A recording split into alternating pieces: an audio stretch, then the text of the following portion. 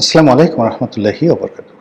সম্মানিত দর্শক, সকল জল্পনা এবং কল্পনার অবসান ঘটিয়ে শান্তিপূর্ণভাবে ত্রয়োদশ জাতীয় সংসদ নির্বাচন অনুষ্ঠিত হয়ে গেল। আমরা যারা রাজনীতির বিশ্লেষক ছিলাম এবং আমাদের যাদের একেবারে খুব সাধারণ জ্ঞান, যেমন আইনশৃঙ্খলা, তারপর পুলিশের মনোবল, ডক্টর মোহাম্মদ ইউনূসের যে অতীত কর্মকাণ্ড, বিএনপির দুর্বল সাংগঠনিক ব্যবস্থা, মানুষের মধ্যে অভাব, অভিযোগ, অধৈর্যতা ইত্যাদি বিভিন্ন বিষয়ের সঙ্গে সঙ্গে ইসলামপন্থী গ্রুপের উত্থান, পাকিস্তানের উপস্থিতি, আমেরিকার যে ডিপ স্টেট পলিসি, এই বিষয়গুলো যখন আমরা চিন্তা ভাবনা করতাম, তখন আমাদের প্রায় সবার কাছে মনে হতো যে একটি শান্তিপূর্ণ নির্বাচন অসম্ভব একটি বিষয়। দুই নম্বর হলো যে এই নির্বাচনে বিশৃঙ্খলা হতে পারে এবং এই নির্বাচনে ভোটার উপস্থিতি ভালো হবে না। তিন নম্বর হলো যে আওয়ামী লীগ এখানে কী ধরনের আচরণ করে তার উপরে অনেক কিছু নির্ভর করে। তো এই কথাগুলো আমরা বলতাম, অনেকেই বলতাম, আমিও বলতাম, কিন্তু তার সঙ্গে সঙ্গে আমি আবার অন্য কথাগুলো বলতাম, যে কথাগুলো ছিল যে নির্বাচনে মিরাকেল কিছু ঘটে যেতে পারে। আমাদের দেশে প্রায় মিরাকেল কিছু ঘটে। দুই নম্বর হলো যে আমি আরেকটা বিষয় বলতাম যে দেশের মানুষের যে মন মানসিকতা, শেখ হাসিনা গত 15টি বছর ধরে বিভিন্ন মানুষকে প্যাদানি দিয়ে পিটিয়ে পুটিয়ে যেভাবে তাদেরকে ভিতর সন্তুষ্ট করে তুলেছে, ফলে এই শরীর নিয়ে, মন নিয়ে, ব্যাকবোন নিয়ে ঝগড়াঝাটি করা, গন্ডগোল করা, কারোর সঙ্গে হ্যাচিংয়ে যাওয়া, এটি প্রায় অসম্ভব বিষয়। তিন নম্বর হলো যে তরুণ ভোটার যারা জেএনজি, যারা ভোট দেয়নি, এবং নারী ভোটার যারা আছে, তারা ভোট কেন্দ্রে যদি উপস্থিত হন তাহলে সেই ভোটের সমস্ত ফলাফলগুলো উল্টে যাবে। এর কারণ হলো যে আমাদের তরুণ জেনারেশন যাদের বয়স 30 বছরের নিচে, আমি গত 15 দিন যাবতীয় প্রায় টক শোতে বলছি যে এদেরকে আমরা রিড করতে পারছি না। আমরা যে কথাগুলো বলছি সেগুলো হলো আমাদের দেশে যে ট্র্যাডিশনাল নির্বাচন রয়েছে এবং নির্বাচনের সময় যে পরিবেশ পরিস্থিতি হয় এবং ঐতিহ্যগতভাবে আমাদের দেশের মানুষ যে ধরনের অ্যাক্ট করে, রিঅ্যাক্ট করে, আমরা শুধুমাত্র সেই বিষয়গুলো নিয়ে বলেছি যে নির্বাচনে ভোটার উপস্থিতি কম হবে। কিন্তু প্রায় 4.5 কোটি তরুণ ভোটার বা সম সংখ্যক নারী ভোটার, তারা এই সময়টিতে কি করবেন? অথবা যারা বিক্ষুব্ধ মানুষ, গত 15টি বছর ধরে তারা ভোট দিতে পারেননি, কোনো ভোট দিতে পারেননি, তাদের অবস্থা কি হবে এবং ভোটের দিন তারা কি চিন্তা করেন, এই দিনটি না আসা পর্যন্ত আমরা কেউ কিছু বলতে পারিনি। কিন্তু ইন জেনারেল যদি আমরা স্বাভাবিক কার্যকারণ ধরি তাহলে সেই কার্যকারণ অনুযায়ী ভোট ভালো হওয়ার সম্ভাবনা খুবই অল্প। কিন্তু বাস্তবে দেখা গেল যে ভোটের দিন অদ্ভুত রসায়ন হয়েছে, শান্তিপূর্ণভাবে ভোট হয়েছে এবং প্রতিযোগিতা হয়েছে। জামাতকে আমরা যতটা দুর্বল মনে করেছিলাম, জামাত আসলে ততটা দুর্বল ছিল না। অথবা জামাতকে আমরা যতটা শক্তিশালী মনে করেছিলাম, জামাত আসলে ততটা শক্তিশালী ছিল না। অথবা বিএনপিকে আমরা মনে করেছিলাম তারা যেভাবে নাকে তেল দিয়ে ঘুমাচ্ছে বা নিজেদের বিজয়ের ব্যাপারে তারা একেবারে শতভাগ নিশ্চিত হয়ে তারা যেভাবে হেলে দুলে হাঁটছে, এই কথা আমরা যারা মনে করেছিলাম, কিন্তু বাস্তবে দেখা গেল যে প্রায় সব বিএনপি প্রার্থী দিন রাত 24 ঘন্টা পরিশ্রম করেছেন এবং তাদের সবারই একেবারে চেহারা সুরত নষ্ট হয়ে গেছে ক্রমাগত একেবারে বিনিদ্র রজনীর কারণে। এখন এই যে একটা সুন্দর নির্বাচন হয়ে গেল এবং আল্লাহ রাব্বুল আলামিন আমাদেরকে গণতন্ত্রের পথে উত্তরণের জন্য একটা পন্থা করে দিলেন। এই নির্বাচনটা যদি সঠিক সময় না হতো, দেশে আরো অনেক মন্দ কিছু হতে পারত, মানুষ অধৈর্য হয়ে যেতে পারত। আর এই গণতন্ত্রের পথে আমরা যে হাঁটা শুরু করলাম, এর ফলে আমাদের যারা আমরা কথা বলছি, যারা আমরা বিচারালয়ে ঘুরছি বিচারের জন্য, যারা দেশের উন্নয়নের কথা চিন্তা ভাবনা করছি, তাদের জন্য কাজ করার যে সুযোগ সুবিধা অবারিত হয়ে পড়বে। ধরুন এই যে জাতীয় সংসদ নির্বাচন হলো, এখন সরকারের প্রতিটি কর্মকাণ্ড 300টি ভাগে বিভক্ত হয়ে যেয়ে পড়বে, গত 17 মাসে সেটি ছিল না। দ্বিতীয়ত আওয়ামী লীগের আমির নির্বাচনের সময় এমপিদের আসলে ক্ষমতা ছিল না বললেই চলে। এখানে থানার ওসি যা বলতেন, টিওনো যা বলতেন, একজন এমপি সাহেবকে আসলে সেই কথাই শুনতে হতো। অনেক সময় ওসি বা টিওনো, এমনকি থানার সাব ইন্সপেক্টর আওয়ামী লীগের এমপিদেরকে ঠাট্টা করে বলতো যে আরে রাখেন আপনার যে সমস্ত এমপিগিরি, আমরা সিল পিটিয়ে আপনাদেরকে বানিয়েছি, বেশি কথা বলবেন না। এই ধরনের কথাবার্তা তারা বলতেন এবং টিটকারি করতেন। ফলে আওয়ামী লীগের যে সকল সংসদ সদস্য তারা ওই পার্লামেন্টে ছিলেন, শেখ হাসিনার চারিপাশে ঘুর করতেন, আর তাদের একটা ওই এমপি কার্ড ছিল, এই পর্যন্তই তাদের তৃপ্তি ছিল। কিন্তু সত্যিকার অর্থে মেম্বার অফ পার্লামেন্ট হিসেবে তাদের যে গুরুত্বপূর্ণ ভূমিকা রয়েছে দেশ গঠনে, জাতি গঠনে, ওটা তারা করতে পারেনি, বিশেষ করে 14, 18 এবং 24 এই 3টি নির্বাচনে। কিন্তু এবারের প্রেক্ষাপট ভিন্ন। এবারে জামাতের যে প্রায় 80 জন সংসদ সদস্য রয়েছেন তারা সবাই শিক্ষিত, সবাই ডেডিকেটেড এবং সুদীর্ঘ সংগ্রামের ইতিহাস রয়েছে, ফলে তারা পার্লামেন্ট কাঁপাবেন।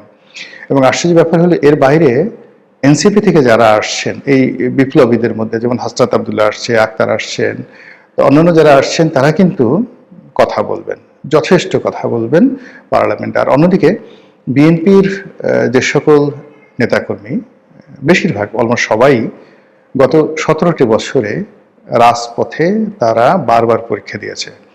তাদের বাগ্মিতা, তাদের সাহস, তাদের শক্তি এত বেশি যে আমাদের যে ব্যুরোক্রেসি, সংসদ সদস্যদের উপর মাতুব্বারি করবেন বা তুচ্ছতাচ্ছিল্য করবেন ডিসি সাহেব, এসপি সাহেব, ওসি সাহেব, এই সাহসই হবে না। ফলে কি হলো, সরকারি কর্মকাণ্ডে কিন্তু গতি আসবে, জবাবদিহিতা বাড়বে এবং দেশের এই মুহূর্তে যে চলমান সমস্যাগুলো রয়েছে সেই সমস্যাগুলো থাকবে না যদি পলিসি লেভেলে, অর্থাৎ মন্ত্রিপরিষদ, পরিকল্পনা কমিশন, পরিকল্পনা মন্ত্রণালয় যেটা, তারা যদি খুব ভালো সিদ্ধান্ত নিতে পারেন, টেকনিক্যাল বৈঠকগুলোতে যদি সঠিক সিদ্ধান্ত নেয়, সংসদীয় কমিটিগুলো যদি ভালো মতো অ্যাক্ট করে, তাহলে আমাদের এই মুহূর্তে যে স্থবিরতা আছে, বিভিন্ন ক্ষেত্রে যে স্থবিরতা আছে, সেই স্থবিরতাগুলো চলে যাবে। ফলে এটা ইতিবাচক। এখন এই যে বক্তব্য হলো যে বিএনপির এত ভূমিধস বিজয় হলো কেন এবং কিভাবে, আমার কাছে যেটা মনে হয় যে আমাদের দেশের যারা মানুষ তারা দক্ষিণপন্থীদের যে উত্থান, এটি নিয়ে আতঙ্কগ্রস্ত ছিল। বিভিন্ন ধর্মীয় গোষ্ঠীর উত্থান সম্পর্কে তারা বেশ, যাকে বলা হয়, সন্দিহান ছিল, আতঙ্কগ্রস্ত ছিল, দ্বিধাগ্রস্ত ছিল। ফলে আপনি দেখবেন যে যে সকল উগ্র কথাবার্তা বলেন, যে সমস্ত লোকজন জোরে জোরে কথা বলেন এবং অনেকটা জঙ্গি জঙ্গি ভাব, তারা পুরো দেশকে যারা তালেবান বানিয়ে ফেলবেন, এরকম একটি লোকও কিন্তু এবার নির্বাচিত হয়নি। মোরালে সবাই কিন্তু গোহারা হেরেছেন। আর জামাতের যে সমস্ত লোক নির্বাচিত হয়েছেন, মোরালে তারা সবাই পলিটিক্যাল, লিবারেল এবং নম্র ভদ্র প্রকৃতির মানুষ। দ্বিতীয়ত হলো, যেখানে একেবারে শেষ মুহূর্তে নারী নীতি নিয়ে বা নারীদেরকে নিয়ে যে সকল কথাবার্তা জামাতের পক্ষ থেকে বলা হয়েছে বা প্রচার করা হয়েছে, সেগুলো নারীদের মধ্যে ভীষণভাবে নেতিবাচক প্রতিক্রিয়া তৈরি করেছে। এবং যারা নারী সমাজ আছেন আমাদের, ডমিনেট করেন বিভিন্ন বিষয়ে, তো তারা এই নির্বাচনে কিন্তু ডমিনেট করেছে। এবং নির্বাচনের পরে অনেক মহিলাকে দেখলাম যারা খুব আধুনিক জীবনযাপন করেন, কর্মজীবী মহিলা, বড় বড় অফিস চালান, এনজিও চালান, টেলিভিশন চালান, মিডিয়া চালান। তো যাদের সঙ্গে কথা হলো তারা সবাই বলার চেষ্টা করলেন যে আমরা ঈদের আনন্দ উপভোগ করছি, আরও কয়েকদিন আমরা এই আনন্দ উৎসব করবো, জামাত যে আসেনি এই জন্য আমরা খুব খুশি। তো বোঝার চেষ্টা করুন যে নারীদেরকে নিয়ে যে সকল কথাবার্তা আসলে বলা হয়েছে, যেগুলো জামাত আসলে প্রিভিলেজ দেয়নি, সেগুলো আলটিমেটলি বিএনপির পক্ষে চলে গেছে। এবং সর্বশেষ এখানে যেটা মনে হচ্ছে যে এখানে আওয়ামী লীগের যারা ভোটার আছে তারা ব্যাপক হারে বিএনপিকে ভোট দিয়েছে। তারা জামাতের তুলনায় বিএনপিকে নিরাপদ মনে করেছে। যদিও জামাত প্রচার করেছে যে আওয়ামী লীগের বিরুদ্ধে যত মামলা আছে, মোকদ্দমা আছে, সব বিএনপি করেছে। আবার বিএনপি যে মামলাগুলো করেছে সেই ক্ষেত্রে আওয়ামী লীগের যারা লোকজন আছে তাদেরকে সাহায্য করেছে, সহযোগিতা করেছে জামাত, কিন্তু নির্বাচনের মাঠে সেটা কাজে আসেনি। নির্বাচনে মূলত শক্ত শক্তিশালী প্রার্থী হিসেবে আওয়ামী লীগের যারা নেতাকর্মী তারা বিএনপিকে মনে করেছে এবং তাদেরকে তারা ভোট দিয়েছে, এমনকি বিদ্রোহী প্রার্থীদেরকে ভোট দেয়নি। ফলে অনেকগুলো কারণ বিএনপির এই যে বিজয়, এই বিজয়কে নিশ্চিত করেছে। আর এই বিজয়ের এবং নির্বাচনের ফলে আশা করি নতুন একটি রাজনীতির ধারা সূচিত হবে, নতুন একটা গণতান্ত্রিক ধারা সূচিত হবে। এবং অতীতে যারা ফ্যাসিজম করেছেন, অতীতে যারা স্বৈরাচারী আচরণ করেছেন, অতীতে যারা দুর্নীতি করেছেন, বর্তমান সরকার যদি সফল হয়, বিএনপি সরকার যদি ভালো কাজ করে, সেক্ষেত্রে অতীতের যারা আছেন তারা লজ্জিত হবেন, অনুতপ্ত হবেন এবং বর্তমান সরকার হয়তো বহুদিন ক্ষমতায় থাকতে পারবেন। কিন্তু যদি এই সরকার ঠিক সব ক্ষেত্রে দুর্বলতা দেখানোর চেষ্টা করে জাস্টিস সত্তারের মতো, কিংবা তারা যদি প্রতিহিংসা দেখায় আওয়ামী লীগের মতো, অথবা তারা যদি উগ্রতা দেখায় তালেবানদের মতো, সেক্ষেত্রে সরকারের যে স্থায়িত্ব এত কম হবে যেটি আপনি আমি কল্পনাও করতে পারছি না। যে জিনিস যত সহজে আসে সেই জিনিস তত সহজে চলে যায়।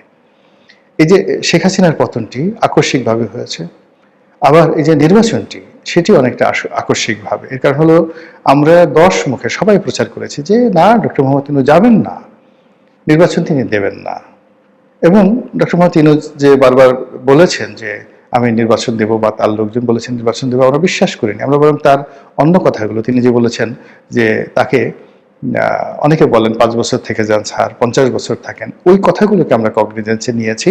এবং তিনি গ্রামীণ ব্যাংকের ম্যানেজিং ডিরেক্টর পদে থাকার জন্য তার যে চেষ্টা তদবির ছিল, সেটাকে আমরা কগনিজেন্সে নিয়ে আমরা যে কথাবার্তা বলেছি, সেই কথার প্রেক্ষিতে যখন অলানে ছাড়েন, তারেক রহমান সাহেব এলেন, হাদি মারা গেল বা হাদিকে মেরে ফেলা হলো, তারেক রহমান সাহেব এলেন, বেগম জিয়া ইন্তেকাল করলেন, তারপর যেভাবে নির্বাচন হলো, এটাকে মনে হবে যে প্রকৃতি একটার পর একটা ঝড়ো হাওয়ার মতো ঘটিয়ে দিয়েছে আমাদের বাংলাদেশে। ফলে যারা পেয়েছেন তারা যদি এটাকে খুব আকস্মিক কোনো কিছু মনে করেন, তাহলে ভুল করবেন। এটা আল্লাহর দেয়া অত্যন্ত সম্মানিত নিয়ামত।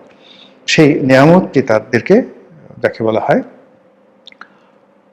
সম্মান করতে হবে, মর্যাদা দিতে হবে, ব্যবহার করতে হবে।